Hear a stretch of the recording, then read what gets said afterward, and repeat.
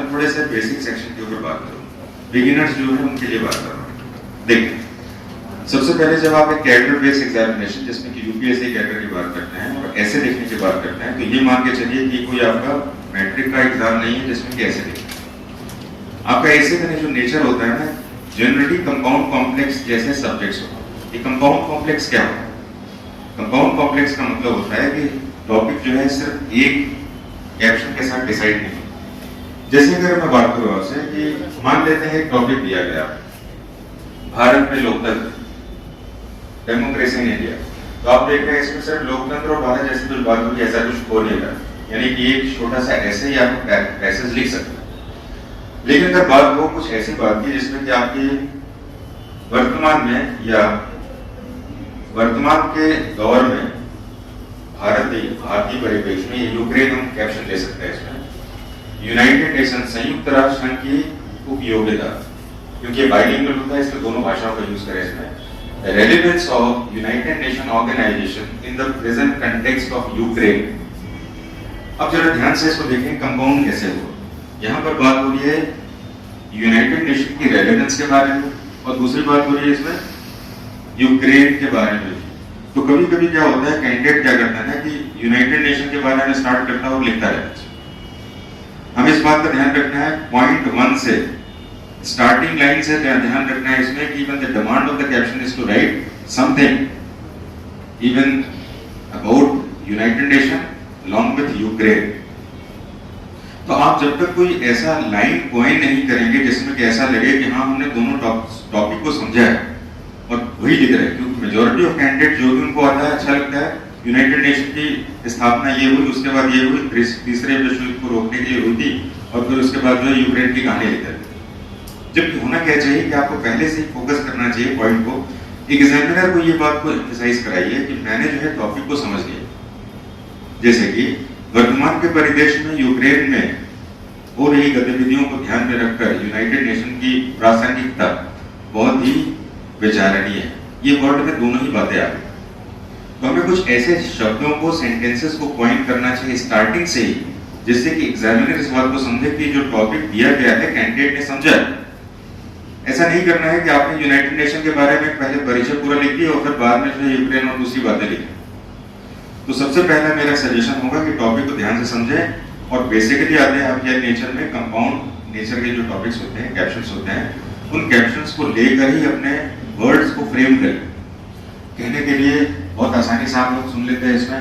अब मैं कुछ ऐसे एग्जाम्पल ले रहा हूँ कि हमें लिखना शुरू कैसे करना चाहिए। मेजॉरिटी ऑफ कैंडिडेट्स मैंने देखे हैं कि जब वो स्टार्ट करते हैं इसमें, अंग्रेज जो रहते हैं इसमें सुन लेते हैं, समझ लेते हैं, लेकिन लिखने की शुरुआत जब करते हैं तो शायद ये चीज नहीं करता। वहां पर भी बात तो हमारे प्रेजेंट कंटेक्स्ट में बहुत ही ज्यादा सेंसिटिव कैप्शन चल रहा है जिसका नाम है आपका यूनिफॉर्म सिविल कोड। फिर तो मान के चलिए कि शॉर्ट राइटिंग आ जाए, शॉर्ट नोट आ जाए, क्योंकि हम लिखने की शुरुआत करना चाहते हैं पहले, है ना। बिगिनर तो लिखने की शुरुआत करेगा, तो शॉर्ट नोट लिखने के लिए आ जाए या ऐसे करके कोई आ जाए आपको, you have to write something on uniform civil code. तो हमें सोचना कैसे चाहिए, शुरुआत कैसे करना चाहिए, तो मैं यहाँ पर उसी के साथ कुछ बातें करता हूँ।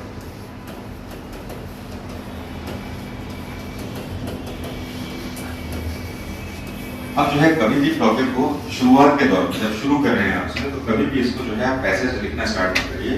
सबसे पहले अपने आप को पहले पूरी तरह से कंटेंट को ग्राफ करिए और उसको जो है पॉइंट 1, जिसको मैं कहता हूँ स्निपेट्स। स्निपेट्स का मतलब होता है छोटे छोटे बिंदुओं, मुख्य बिंदुओं कह लीजिए आप इसमें, कि सबसे पहले आप यूनिफॉर्म सिविल कोड का मतलब क्या समझे हैं और उसको आप किस तरह से इंट्रोड्यूस करें। तो अगर मैं हिंदी में कहूँ इसको, क्योंकि बाइलिंगुअल आता है आपको इसमें लिखने के लिए इसमें, तो यूनिफॉर्म सिविल कोड में आपका नजरिया सबसे पहले इंपॉर्टेंट रखता है इसमें।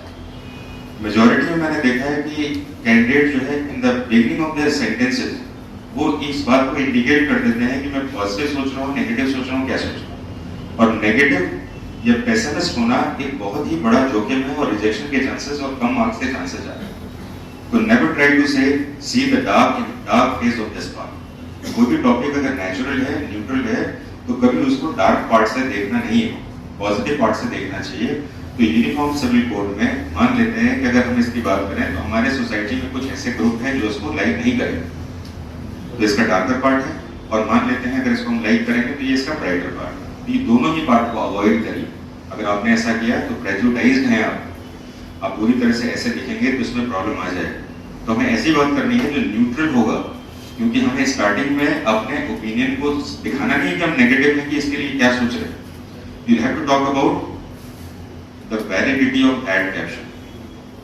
यूनिफॉर्म सिविल कोड की वैलिडिटी से स्टार्ट करेंगे कि इट कनेक्ट्स majority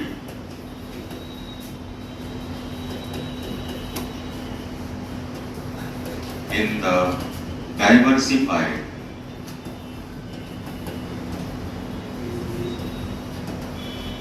country। अब देखिए, it connects majority in the diversified country। ये पॉजिटिव पॉइंट है कि नेगेटिव? किसी के लिए नेगेटिव, किसी के लिए पॉजिटिव होने से। तो कहने का मतलब है कि यूनिफॉर्म सिविल कोड के बारे में मैंने कुछ ऐसी बात की है जिसमें भी ना ही नेगेटिव है ना ही पॉजिटिव है। एक ऐसा ओपिनियन है जो कि न्यूट्रल, और हमें उसके साथ पहले जाना है। ओपिनियन लास्ट में लिखना, अपना बारे में पहले मत बताइए कि आप क्या सोच रहे हैं। इसके बाद जो है इसके बारे में मैं भी क्या कर रहा हूँ, पैसेज नहीं लिख रहा हूँ, ऐसे नहीं लिख रहा हूँ, मैं भी पॉइंट्स कलेक्ट कर रहा हूँ। फिर जो है इसका कॉन्स्टिट्यूशनल वैलिडिटी के बारे में बात करें, जैसे कि कॉन्स्टिट्यूशनल वैलिडिटी। कॉन्स्टिट्यूशन वैलिडिटी का मतलब होता है कि संविधान में इसकी जो है प्रासंगिकता क्या है इसमें, यानी कि एक नीति निर्देशक तत्व में इसको रखा गया। यूनिफॉर्म सिविल कोड में अगर कॉन्स्टिट्यूशनल वैलिडिटी की बात की जाए तो actually it comes under directory principle of state, यानी कि आर्टिकल 44 का एक पार्ट है आपका, और इसके बारे में थोड़ा सा बताना है कि इसको हमने इसमें क्यों रखा है, इसमें नीति निर्देशक तत्व में क्यों रखा है, डायरेक्टरी प्रिंसिपल में क्यों नहीं रखा। अगर इतना ही जरूरी था तो इसको फंडामेंटल राइट में रख लेते जो कि कंपलसरी रूल हो जाता। तो हमें ध्यान रखना होगा कि फिर यहाँ पर हमें अपने नॉलेज विजडम को शो करना है इसमें। कॉन्स्टिट्यूशन वैलिडिटी को बताने के बाद फिर यहाँ पर आपको इसके कुछ ऐसे क्लॉजेस बताने हैं कि दो इट इज वेरी इंपॉर्टेंट, लेकिन फंडामेंटल राइट में इसलिए नहीं रखा गया क्योंकि फंडामेंटल राइट जो होते हैं वो पूरे कंट्री के लिए एनफोर्स किए जाते हैं, और हमारा कंट्री जो है bilingual, multi religious, multi cultural है, और इसके लिए फोर्स करने से हमारे देश में जो multi lingual, multi religious people है वो पूरी तरह से जो है उसके साथ इफेक्टेड हो जाएंगे। इसलिए हमने स्टेट को ये परमिशन दी है कि आप जो है कॉमन सिविल कोड बनाने की बात करिए, और जब मेजॉरिटी ऑफ स्टेट ऐसी बात कर लेंगे इसमें, तब हम इसको बाद में सेंटर के लिए रूल बना सकते हैं, क्योंकि इसमें हमें कॉन्स्टिट्यूशन का व्यू देखना है। तो हम यहाँ पर कॉन्स्टिट्यूशन वैलिडिटी की बात करेंगे पहले, और कॉन्स्टिट्यूशन वैलिडिटी के बाद इसके साथ हम कुछ प्रॉब्लम्स के बारे में बात कर लेते हैं जो कि एसोसिएटेड है। नेक्स्ट हम बात करेंगे इसमें प्रॉब्लम्स एसोसिएटेड, जो मैंने कहा कि इसको हम फंडामेंटल राइट क्यों नहीं मानते, हम इसको डायरेक्टिव प्रिंसिपल्स में क्यों ले रहे हैं इसमें, इसके बारे में कुछ नॉलेज के साथ बात करेंगे इसमें, और इसके साथ कुछ रिलेटेड केसेस लेंगे। मैंने कहा कि टॉपिक को कैसे कवर करने की बात करूँ, तो यूनिफॉर्म सिविल कोड से रिलेटेड जो है हम कुछ कंटेम्पररी या डिस्प्यूटेड, कंटेम्पररी या इंपॉर्टेंट केसेस के बारे में बात करेंगे। जैसे शाह बानो केस ले सकते हैं, शायरा बानो केस ले सकते हैं। रिसेंटली अभी हाल ही में यूनिफॉर्म सिविल कोड जो है चर्चा में इसलिए था, इसके साथ मैं बता रहा हूँ, राजस्थान में एक मीना कम्युनिटी के आदमी ने जब डिवोर्स की बात की, जिनकी मैरिज हिंदू एक्ट 1955 में हुआ था, तो बाद में जो है उसको कोर्ट ने, जब हिंदू एक्ट के अकॉर्डिंग होगा तो आप डिवोर्स ले सकते हैं, लेकिन उसकी वाइफ ने इस क्लेम को बताया कि हम क्योंकि ट्राइबल ग्रुप है, मीना एक ट्राइबल ग्रुप, राजस्थान का क्या है ट्राइबल ग्रुप, तो आदमी ने कहा हमने हिंदू मैरिज एक्ट 1955 से शादी किया है तो हमें डिवोर्स का परमिशन होना चाहिए।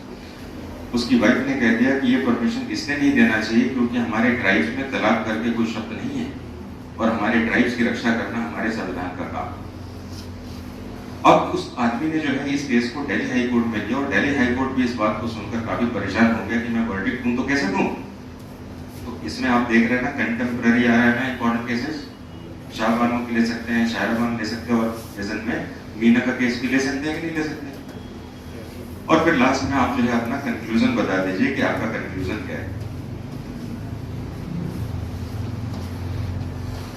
अभी कंक्लूजन में हमेशा इस बात का ध्यान रखिए, कुछ ऐसी बात नहीं करना है जिसमें कि आप अनकॉन्स्टिट्यूशनल बात करें या कुछ सुपरफिशियल व्यू को रखें। तो तो अगर मैं आपको बताऊं इसमें यूनिफॉर्म सिविल कोड के ऊपर आपने यहाँ पर 1 2 3 4 5 पॉइंट लिखिए। आप इसमें आराम से लिखने की कोशिश करें।